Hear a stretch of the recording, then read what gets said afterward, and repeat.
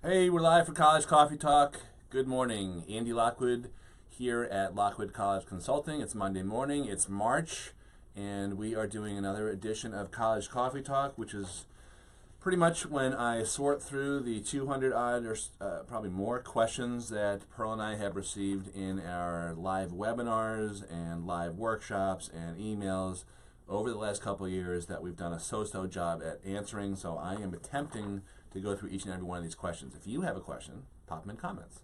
So hope you're enjoying your Monday morning so far. A cup of Joe, I am. Of course, I'm about to run out to meet a client at Starbucks.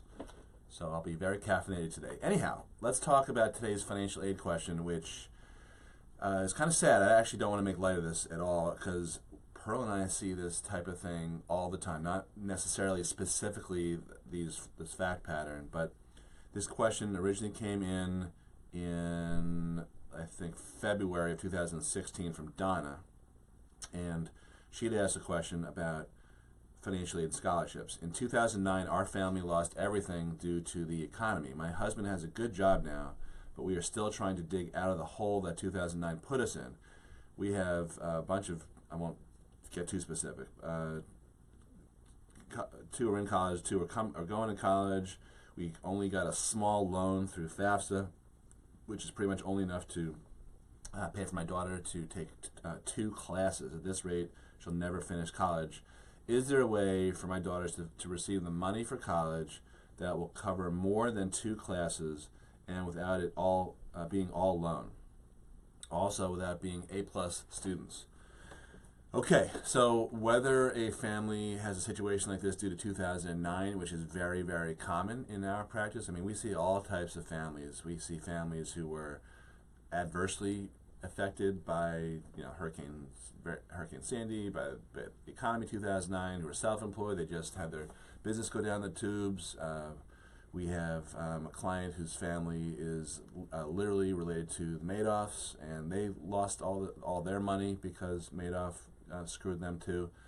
So there's all kinds of bad circumstances out there, and by the way, we also have families who they've just been they've never had anything horrific happen to them, but they just have been scraping by, and they feel guilty about not being able to have saved enough money and all that. So if any of those things or any of those types of scenarios apply to you, first of all, understand really a couple things. Number one, don't feel don't feel judged. It's very, very common, and not just judged by me, but judged by the financial aid office or some sort of false comparison to your neighbors or other people that you know. So many people have gone through stuff like this, and you may never even know that just from looking at them. That's number one.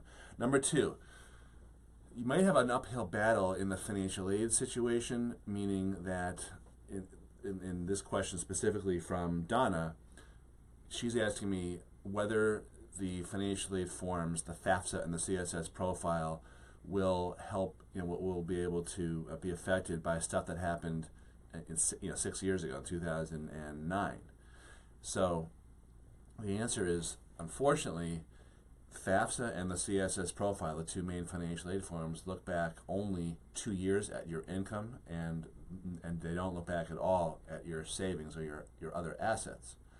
Now, that being said, there's always ample opportunity to explain your special circumstances to a financial aid officer. So my gut feeling is that 2009 would be too remote for a financial aid officer to really give you any type of adjustment for that.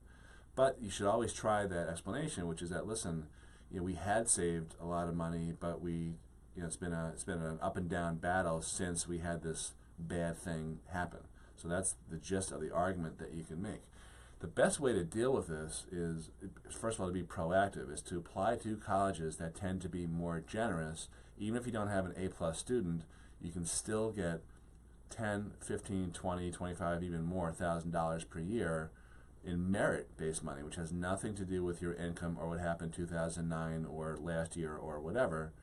I think that is very, very, it's a very important point, because out of I think it's 3,900 or 4,000 colleges in the country, approximately 90 only admit 50% or less, which means that most of these schools are easier to get into, and they also compete with each other.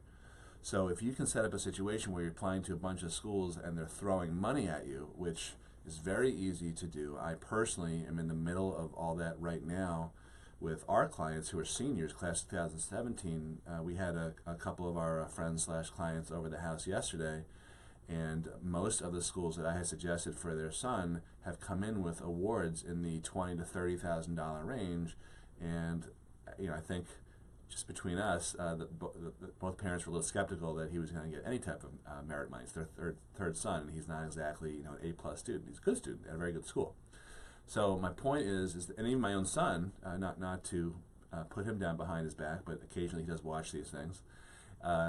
He was not exactly God's gift to academia. Also in high school, he's a senior, but the top 3 colleges that he's gotten into so far have offered him between $10,000 and $23,000 or $24,000 per year without negotiating it.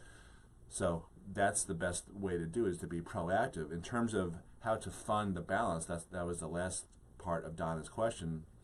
You might have to go to the PLUS loan, Parent Loan for Undergraduate Students, PLUS, which allows you to borrow up to the full cost of attendance, not just tuition. So there's tuition at a private college, which might be, let's call it $50,000. And then there's room and board on top of that, which might be another $12,000 to $15,000, and other costs that they lay onto you. So the total cost of attendance might be, in that example, $65,000. The PLUS loan allows you to do that. Of course, that's not ideal, but it's available as a backstop, and it's typically a lot easier to qualify for a PLUS loan compared to other loans like a mortgage or something else, because there's not a lot of underwriting with the PLUS loan. I wonder if that's going to change with the new administration. That's one of the things in the back of my mind, but right now I haven't heard anything about that.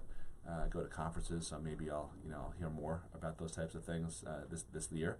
But right now I think the PLUS loan is very easy to qualify for. So that's really your best bet.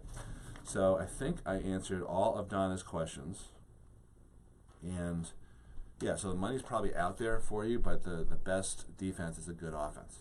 Okay, so this has been another edition of College Coffee Talk. I am Andy Lockwood. Please like, comment, and share to anyone and everyone that you think could benefit from this information. And if you have any questions at all, pop them in here. We got a bunch of events coming up this month.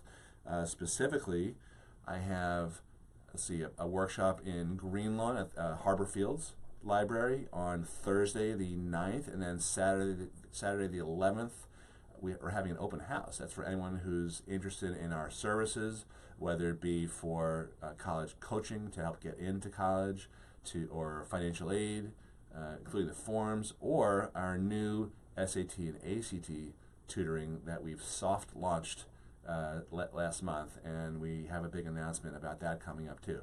So those 2 things are this week, and at the end of the month I'm speaking in Garden City at the VFW. So if you have any questions, and we'll do a webinar also. We always do at least one webinar each month. So more information is on our website, collegeplanningGuru.com. Thanks a lot for watching, and I'll talk to you soon. Bye-bye.